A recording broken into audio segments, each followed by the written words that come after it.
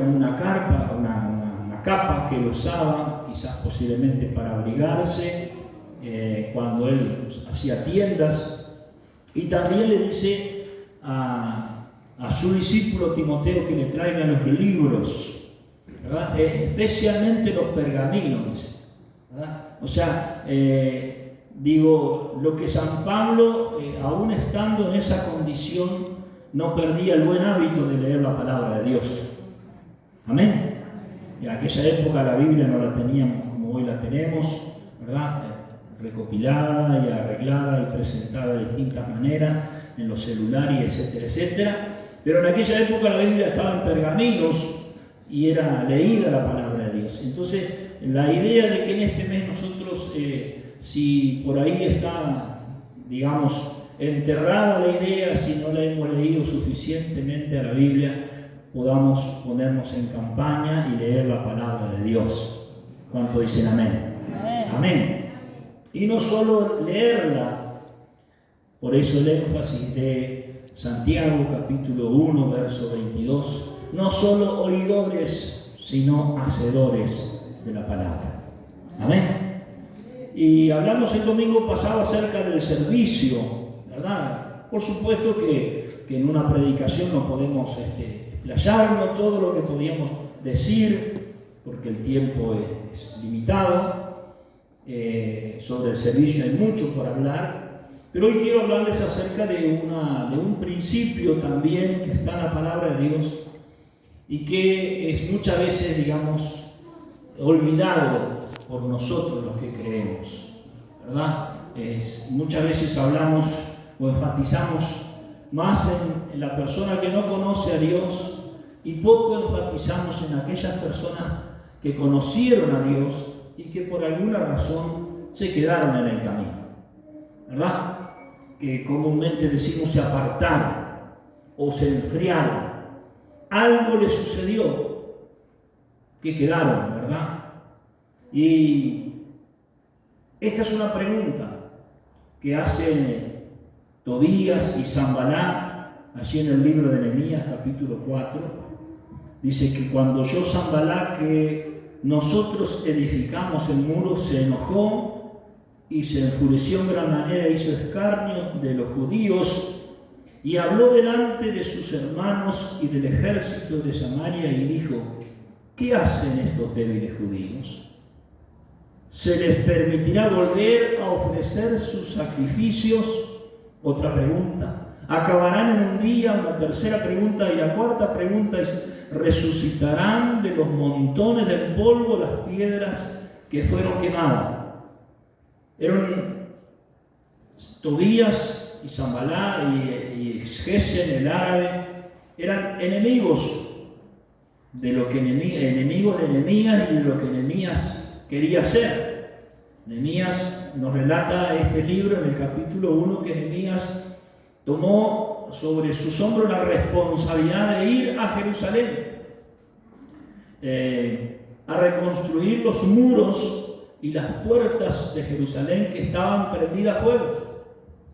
Le habían quemado fuego, distintos enemigos había tenido el pueblo judío que habían saqueado, y durante 70 años de cautiverio, después de esos 70 años fueron retornando a su tierra los judíos. Y Nehemías encabezaba el tercer grupo de los que retornaron.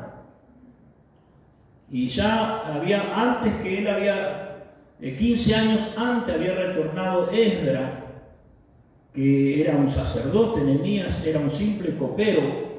Nehemías no era una persona importante, destacada, y es importante que lo sepamos, porque a veces creemos que Dios usa personas especiales, pero Dios usa a quien quiere. ¿Cuánto dicen amén? Amén. Y Nehemías no era una gran persona, él era un copero. El copero era el que tenía una gran responsabilidad su trabajo, porque era servir el vino que el rey iba a tomar, y él tenía que servir el vino y tenía que tomar ese vino primero antes de servírselo al rey. Si ese vino estaba envenenado, el primero que caía era el copero. Era una gran responsabilidad, y era muy común que los reyes se levantaran contra ellos y los mataran para ocupar sus lugares, otros enemigos. Entonces muchas veces preparaban el vino envenenado, ¿verdad? Ustedes recordarán lo del vino envenenado, una historia que tiene que ver mucho con Rivera, ¿verdad? Hace muchos años, una historia terrible. Y bueno, y ese vino que Nehemías servía, debía probarlo, y después de tantos minutos, si no caía muerto, el rey podía probarlo, tomar. Pero esa era su tarea, servir en el palacio. No era una persona destacada, pero sin embargo Esdra había venido y habían transcurrido 15 años donde Esdra había trabajado para reconstruir el templo. La tarea de Nehemías era reconstruir el templo. Y hay mucha historia aquí, ¿verdad? Pero para simplificarla la historia, habían transcurrido estos 15 años y en el libro de Ageo, usted puede leer el libro de Ageo y encontrará la historia, donde los que habían retornado de esos 70 años de cautiverio se habían dedicado a sus cosas y se habían olvidado de reconstruir el templo.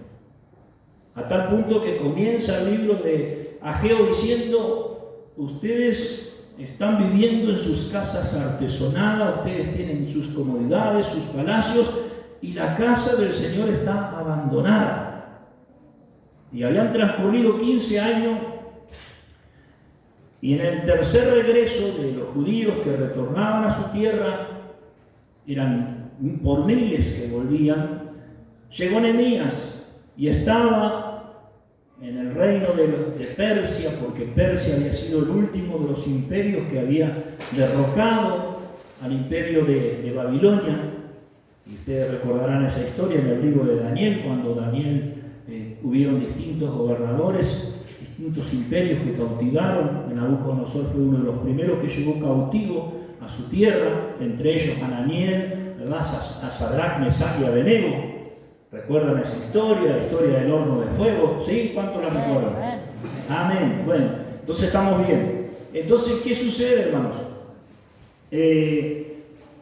Daniel había sido parte de ese grupo y también había retornados por miles a su tierra. Y entre ellos había regresado Esdra. Y habían comenzado a reconstruir, habían echado solo los cimientos del nuevo templo y no lo habían terminado. Se habían desanimado y comenzaron a ocuparse en otras cosas. Y cuando Nehemías llega y comienza bajo el imperio de Persa, porque cuando Nabucodonosor muere, ¿verdad?, el imperio medo-persa toma el control, allí lo cuenta el libro de Daniel.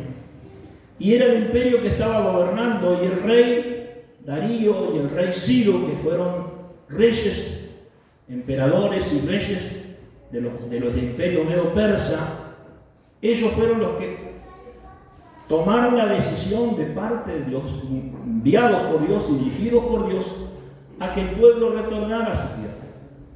¿Verdad? Allí el libro de Esdras, capítulo 1, dice que Dios despertó el espíritu del rey Ciro, y hizo firmar un decreto, y en el decreto ordena que vuelvan los judíos a su tierra, y así fueron regresando por miles.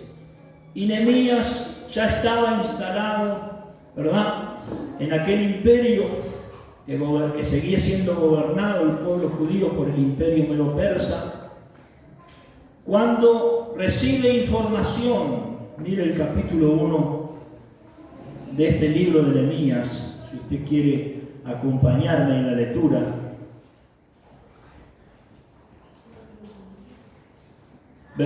Capítulo 1, versículo 2, dice: vino Hanani, uno de mis hermanos, con algunos varones de Judá, y les pregunté por los judíos que habían escapado, que habían quedado de la cautividad, y por Jerusalén. Y me dijeron: el remanente, los que quedaron de la cautividad allí en la provincia, están en gran mal y afrenta, y el muro de Jerusalén derribado y sus puertas quemadas a fuego. Este era el informe que le llegó a Nehemías. Y Nehemías asume la responsabilidad de hacer algo. Y aquí un primer principio, hermanos, de lo que quiero transmitirle en esta tarde, que para nosotros lograr, digamos, el objetivo y ser parte de la restauración de vidas, necesitamos ser un voluntario, alguien que se disponga. A veces nosotros esperamos por los demás o esperamos por el resto de la congregación. Pero para que haya un cambio, hermanos, se necesita solo una persona que diga: yo estoy dispuesto. Amén. Dios no precisa más. Después Dios se encargará de traer a ese hombre o a esa mujer dispuesto lo que necesita. Pero siempre las cosas de Dios comenzaron con un hombre o con una mujer que levantó su mano y dijo: venme aquí. Nosotros, sin embargo, muchas veces esperamos por los demás y miramos: bueno, si fulano va, yo voy. Si fulano levanta la mano, yo también levanto la mano. Si fulano dice amén, yo digo amén. Pero Dios necesita un hombre. Amén. Dígale que está a su lado: Dios necesita un hombre. Una mujer. Bueno, ahora dígale: Dios necesita una mujer también. Ustedes pensaron que iban a quedar afuera. No. También, ¿verdad? Dios necesita un hombre y una mujer que estén dispuestos. Amén. Porque aquí lo dice el libro de Nehemías, capítulo 1. Cuando oí estas palabras me senté y lloré e hice duelo por algunos días y ayuné y oré delante del Dios de los cielos, y comenzó Nehemías a orar. O sea, Nehemías tomó, cuando escuchó el informe de aquel familiar suyo de la situación, él tomó aquella responsabilidad. Entonces Dios necesita un hombre para restaurar vidas. Amén. ¿Saben qué?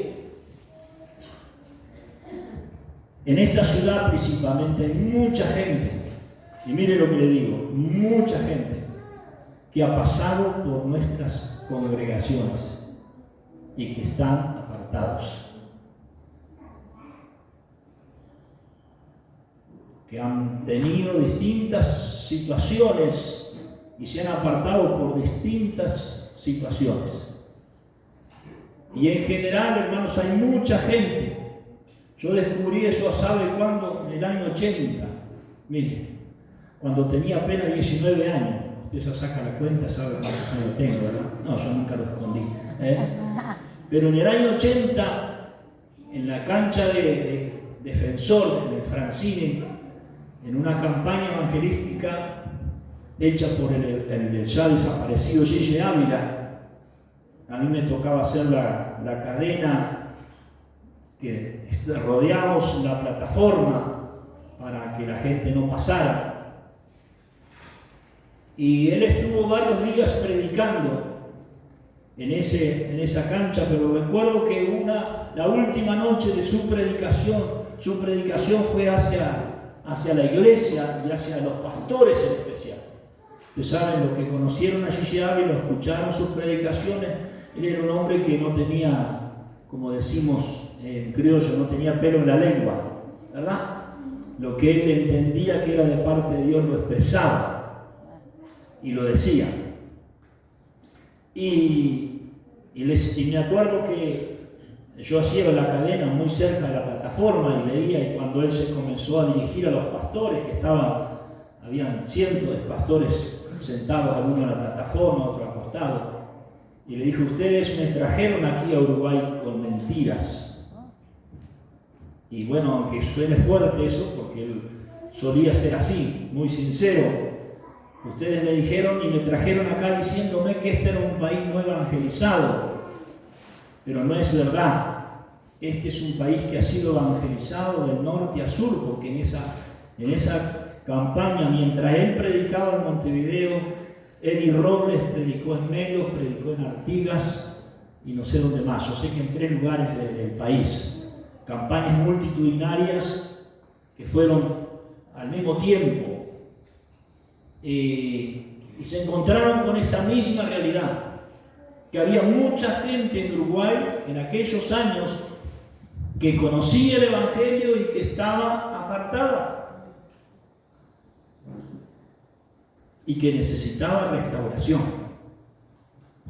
Por eso la pregunta: ¿resucitarán del polvo? Ponle otra vez eso, Sarita. ¿Resucitarán de los montones del polvo las piedras que fueron quemadas? Es posible que personas que tuvieron un encuentro con el Señor, que conocieron el Evangelio y que por distintas razones hoy no están, merezcan una segunda oportunidad. ¿Cuántos dicen amén? Amén. Amén. Claro que sí. Sin duda, hermanos. Pueden. La pregunta, ¿verdad? Aunque venía, digamos, esa pregunta era envenenada. La pregunta porque salía de la boca de esos falsos profetas que trataban de impedir. Sin embargo, ellos estaban declarando: resucitarán de los montones del polvo las piedras que fueron quemadas. Y Nehemías dijo: sí, claro que sí. Y se lo demostró en 56 días. Los muros de Jerusalén y las puertas de Jerusalén fueron en un tiempo récord restauradas. ¡Aleluya! O sea que no hay cosa que Dios no pueda hacer. No hay vida que Dios no pueda restaurar, no importa cuán destruido pueda estar. Porque Jerusalén estaba destruida. Por eso tenían que comenzar a reconstruir el templo, reconstruir los muros, reconstruir sus casas. Los judíos que retornaban tenían que empezar a hacer todo nuevo y reconstruir, como hizo Nehemías, los muros y las puertas de Jerusalén en tiempo récord. En 56 días se reconstruyó todo y terminó el trabajo. ¿Sabe por qué? Porque un hombre que le dijo sí al Señor. Amén. Amén. O sea, ¿qué le estoy tratando de decir en esta tarde? Que aunque usted se encuentre con personas que están apartadas, que sus vidas aparentemente están arruinadas, que parece que se le ha quemado todo y no les queda nada. ¿Vio cómo sucede cuando hay un incendio? Que se quema todo y no queda nada, solo ceniza. Y usted dice: ¿será posible que de esta ceniza que queda de esta vida pueda haber una posibilidad? Sí la hay. Gloria. Para Dios todo es posible. Gloria. Aleluya. Sí la hay. Se puede con el Señor resucitar lo que está muerto. Aleluya. Y cuando las personas se apartan, ¿verdad? Muchas veces nosotros miramos el porqué, ¿verdad? Y muchas veces, en vez de mirar el porqué, nosotros debemos pensar que esa persona tiene la posibilidad, es un candidato para ser restaurada. Amén. En San Lucas capítulo 15 hay 3 parábolas muy conocidas. Yo rápidamente se las voy a decir: la parábola de la oveja perdida, la parábola de la moneda perdida y la parábola del hijo pródigo, o del hijo perdido. No sé por qué le pusieron pródigo, pero es el hijo perdido. Debería ser las 3. Para los estudiantes de sinópticos, ahí están, se van a encontrar con esas 3 parábolas en Lucas 15. Y las 3 parábolas, hermanos, presentan 2 o 3 cosas importantes.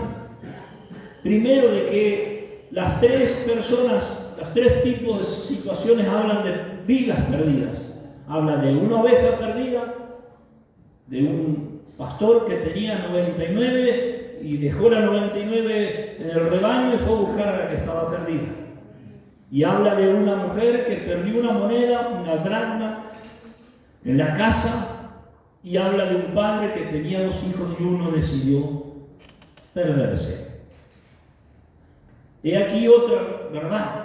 No solo enseña esto la parábola de la condición de estar perdido, sino habla de cómo esas personas fueron restauradas. Entonces, la oveja perdida, el pastor fue a buscarla. ¿Sí? ¿Es así o no? Amén. La moneda perdida dice que la mujer prende la lámpara, enciende la lámpara y comienza a barrer la casa hasta que encuentra la moneda. Pero el hijo pródigo, el hijo perdido, el padre no va a buscarlo, ni nadie se ocupa de él, pero él retorna al hogar y es recibido con amor y con cariño por su padre. Amén. Y las tres parábolas también hablan de tres cosas, de la tercera cosa importante, de que hay gozo en los cielos por un pecador que se arrepiente, que por 99 justos que conocen salvación. Amén. O sea, ¿qué significa, hermano, esto? Que nosotros entendemos primero que las razones son diversas. No todas personas se apartó del Señor porque alguien le hizo algo, o alguien lo miró con la cara mala, fea o linda, ¿verdad? O alguien lo trató mal, sino que se perdió porque se perdió. Como la oveja. La oveja suele ser ese animal inocente, ¿verdad? Que muchas veces es agarrado por el lobo y el oso o el león y la comen, porque se comenzó a apartar del grupo, comenzó a comer un pasto por aquí, otro por allá. Cuando quiso acordar, el resto de la manada se había ido lejos y se perdió. Hay otra, como la moneda, que se pierden aún dentro de la casa. Y hay mucha sabiduría en esto, hermanos, para que nosotros podamos entender. Y usted no se enoja conmigo con lo que voy a decir hablando de Gigi Ávila, sonríe que se llama hacia Gigi Ávila, ¿verdad? Pero puede ser que haya personas que están aquí adentro y estén perdidas, ¿verdad? Y yo no voy a señalar a nadie porque yo no sé, eso solo Dios lo sabe. ¿Me entiendes? Yo no me voy a meter en problemas. Es Dios el que sabe quién se salva o no. Pero la moneda se perdió en la casa. Y en la casa fue donde la mujer encendió la luz, la lámpara, y allí barrió hasta encontrarla. Y el hijo decidió un día, voluntariamente se perdió porque él mismo decidió seguir otros caminos. ¿Cuánta gente se ha perdido así? Prefirieron escoger otro camino y probar otras cosas del mundo, y el día el hijo vino: papá, dame la parte de mis bienes, de la herencia, yo estoy cansado de vivir en esta granja, está todo bien, pero quiero irme, quiero experimentar otras cosas. Y se fue, y anduvo por el mundo y malgastó su dinero, despilfarró todo, y cuando no tenía nada volvió a la casa de su padre, ¿verdad? O sea, las razones pueden ser diversas, pero no es el punto importante. El punto importante, ¿sabe cuál es? La verdad central de esta parábola es que hay gozo en los cielos cuando ese hombre o esa mujer que se perdieron, se extraviaron por distintas razones, vuelven al camino del Señor. ¡Gloria! Amén. ¿Y cómo van a volver? A través de usted y a través mío. Amén. A través de un voluntario como Nehemías que diga: heme aquí, Señor, envíame a mí. A través de un hombre o una mujer que esté dispuesto a hacer algo para rescatar ese que se perdió. ¿Me entienden? Como el pastor que deja las 99 a buen resguardo y va a buscar aquella que se perdió. Hay gente que necesita que alguien lo vaya a buscar. ¿Cuánto dicen amén? Amén. Hay otros que necesitan que hagamos todo el esfuerzo como aquella mujer denodado, que prendamos la luz, que hagamos lo que sea y que no descansemos hasta encontrar esa vida. Amén. Y hay otros que necesitan que cuando vuelven No lo miremos con la cara torcida, ¿verdad? A no ser que seamos viscos. Sino que lo recibamos y le digamos bienvenido. Aquí hay lugar para ti. Amén. Aquí hay bendición de Dios para tu vida. ¿Cuántos dicen amén? Amén. Y quiero terminar, hermanos, con la palabra resurrección.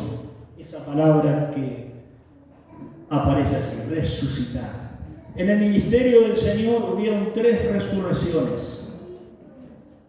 Y a su vez estas 3 resurrecciones indican un tiempo y un lugar, ¿verdad? Donde muchas veces hay vidas que están muertas. Pero creemos en la resurrección, ¿o no? Amén. Pero no solo la resurrección, como decía Marta, Señor, yo sé que vamos a resucitar en el día postrero. No, Marta, hoy.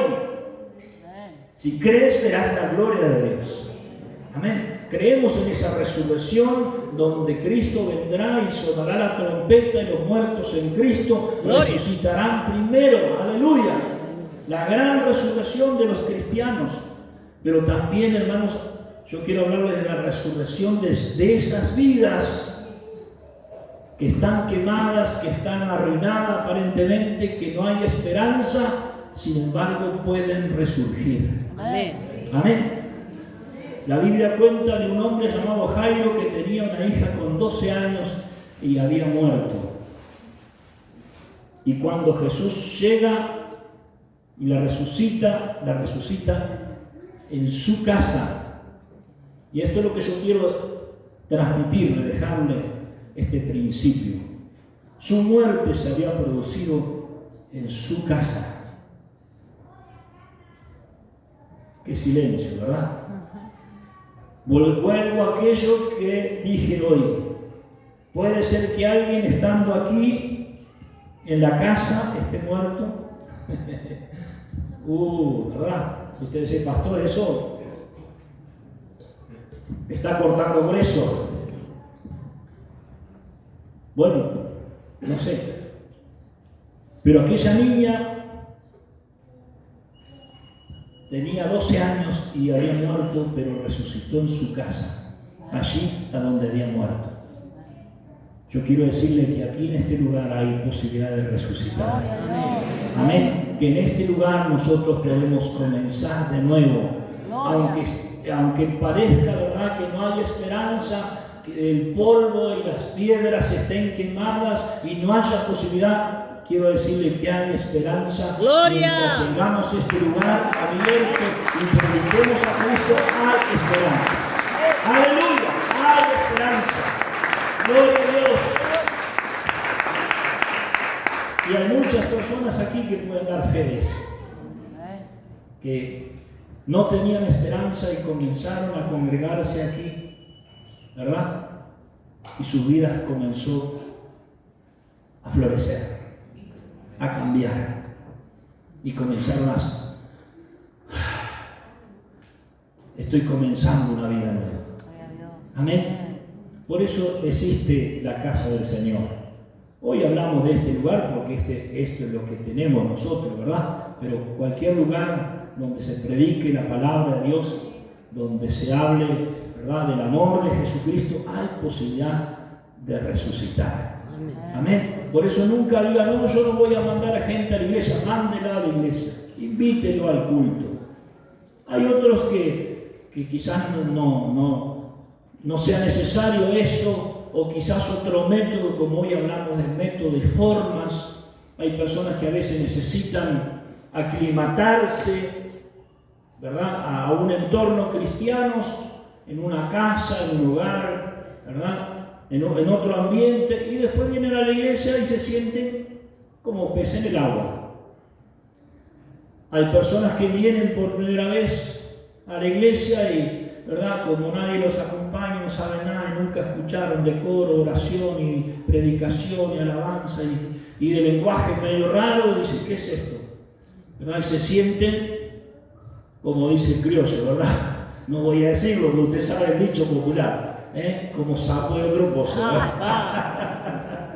Bueno, Pero a veces hay personas que sus vidas están arruinadas y vinieron acá y alguien los invitó y se andar a la iglesia. Mirá que allá, y hay pruebas aquí, hermanos, de muchas personas que vinieron y Dios ha restaurado sus vidas. Amén. También la Biblia cuenta, ¿verdad?, los evangelios, que había una viuda que salía de la ciudad de Naín y llevaba a enterrar su único hijo, su hijo difunto, su hijo varón, lo que representaba para ellos todo, ¿verdad?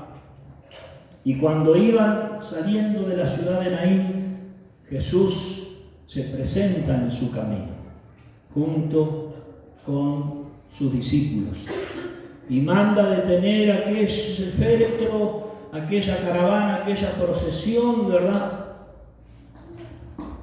Y Jesús resucita a aquel muchacho. Hay personas en las calles, en el camino, que están muertos, no solo en la casa, sino están muertos en el camino. ¿Dónde es el camino? Las plazas, donde se va a ir el próximo sábado, donde hay gente necesitada, en distintos lugares, donde usted se mueve, donde el camino es un lugar donde usted trabaja, donde usted estudia, donde usted se mueve. Allí hay vidas muertas, personas que están muertos espiritualmente y están esperando de un Nehemías. ¿Cuántos Nehemías hay aquí? Poco levantaron las manos. Bueno, yo espero que cuando termine el culto usted salga de acá siendo un Nehemías diciendo: Señor, heme aquí, envíame a mí. Amén, aleluya. Allí en el camino también hay vidas que necesitan ser resucitadas. Resucitarán de los montones del polvo, las piedras que fueron quemadas. Amén. Y allí Jesús detuvo aquel féretro cuando ya se iba sin esperanza, sin ninguna posibilidad de vida, de cambio. Sin embargo, ¿verdad?, se iba su última esperanza para aquella viuda. Sin embargo, Jesús detuvo aquel féretro y le dijo: mujer, no llores más. Aquí está la resurrección y la vida. Amén. Y hermanos, la gente necesita de un mensaje de esperanza, de un cristiano que pueda decirle: Jesús te ama, Jesús tiene la esperanza para ti. No importa cuán bajo has caído, no importa cuánto te han maltratado, no importa cuán herido estás, Jesús puede y quiere resucitarte. Amén. Aleluya. Él puede hacerlo. Y por último, porque dije que iba a terminar, la tercera resurrección, ya en el Evangelio sinópticos, ¿verdad? Pero cuando estudien el Evangelio de Juan, capítulo 11, se encontrarán con la historia de Lázaro. Qué terrible historia, ¿verdad? 4 días en la tumba, ninguna posibilidad, su cuerpo ya en descomposición. Sin embargo, Jesús vino y trajo vida. ¡Gloria! Aleluya. Trajo esperanza. ¿Sabe cuántas personas? Tengo un amigo que enfermó de SIDA porque se apartó. Y digo amigo porque somos muy buenos amigos. Pero se apartó. Después de conocer al Señor, servir al Señor, de prepararse, se apartó. Se volvió a la homosexualidad, enfermó de SIDA, y estando para morirse ya sin ninguna esperanza, porque usted sabe que el SIDA no tiene cura, solo algunas medicaciones para ir llevándola, postergando la vida. Ya cuando era una bolsa de huesos secos, volvió al Señor y hoy está vivo y sigue predicando el mensaje del Evangelio. Gloria a Dios. Amén. No importa cuán perdido esté la persona, no importa cuál sea la situación.